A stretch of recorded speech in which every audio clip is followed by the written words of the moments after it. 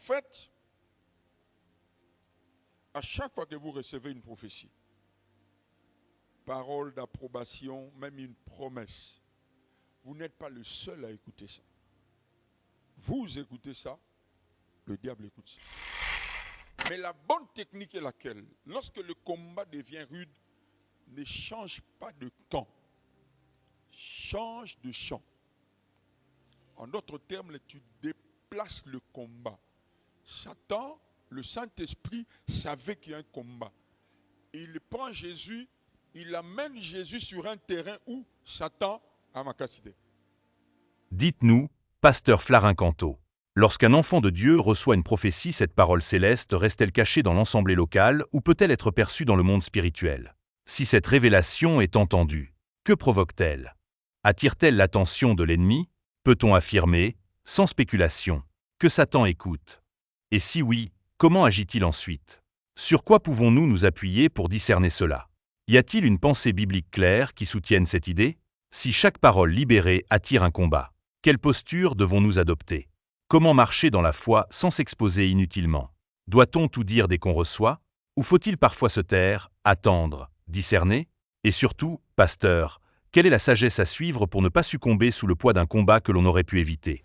La Bible dit l'Esprit emmena Jésus dans le désert. Pour quelle raison? Il dit pour être éprouvé par le diable. Et la Bible dit, après avoir jeûné et prié pendant 40 jours, le diable vint. Le diable ne vient pas tenter Jésus pendant que Jésus est en train de jeûner. Pendant que Jésus est en train de prier, il le laisse jeûner, il le laisse prier 40 jours. Mais juste après le jeûne et la prière, il vient.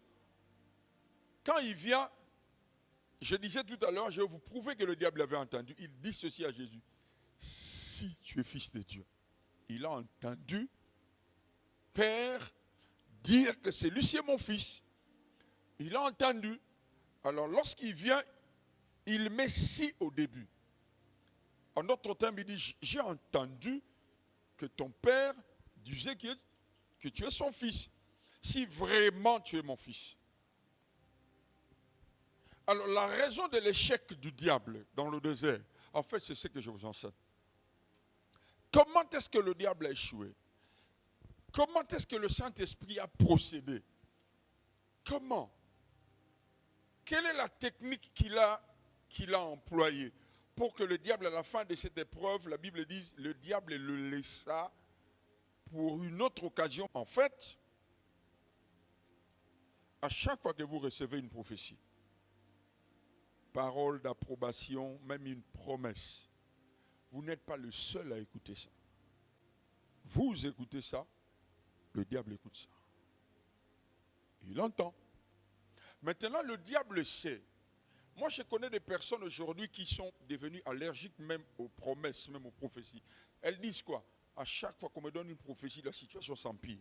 Je connais des gens qui disent ça. Les choses deviennent difficiles.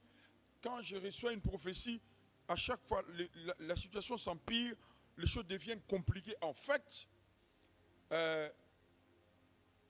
c'est ce que je disais tout à l'heure, lorsqu'il y a une parole venant du ciel sur toi, quand Satan écoute ça, il sait que le royaume de Dieu sera en mouvement pour que cette prophétie s'accomplisse. Rappelez-vous dans l'histoire de Daniel, 70 semaines se sont écoulées comme la prophétie le disait. Il fallait maintenant que le roi Darius signe un décret pour que Israël sorte. Mais lorsqu'un ange était en train de descendre, le chef de démons l'a bloqué dans les sphères spirituelles.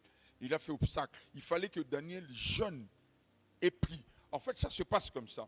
Maintenant, le Saint-Esprit anticipe. Juste après cette parole de Dieu, lui-même, il prend Jésus, il l'amène dans le désert. Le pourquoi de ces mouvements, c'est ça le but de mon message. Le pourquoi. Pourquoi il l'amène là-bas? Moi, j'ai appris dans ma petite marche avec Dieu. Lorsque le combat devient rude dans ma marche avec Dieu, et c'est l'erreur de beaucoup de chrétiens, quand le combat devient rude, soit ils vont se confier aux hommes, soit ils expliquent leurs problèmes partout, soit carrément, va changer Nzela. Mais la bonne technique est laquelle? Lorsque le combat devient rude, ne change pas de camp, change de champ. En d'autres termes, tu déplaces le combat. Satan, le Saint-Esprit, savait qu'il y a un combat. Il prend Jésus, il amène Jésus sur un terrain où Satan a ma capacité. Dans le désert. Vous êtes là?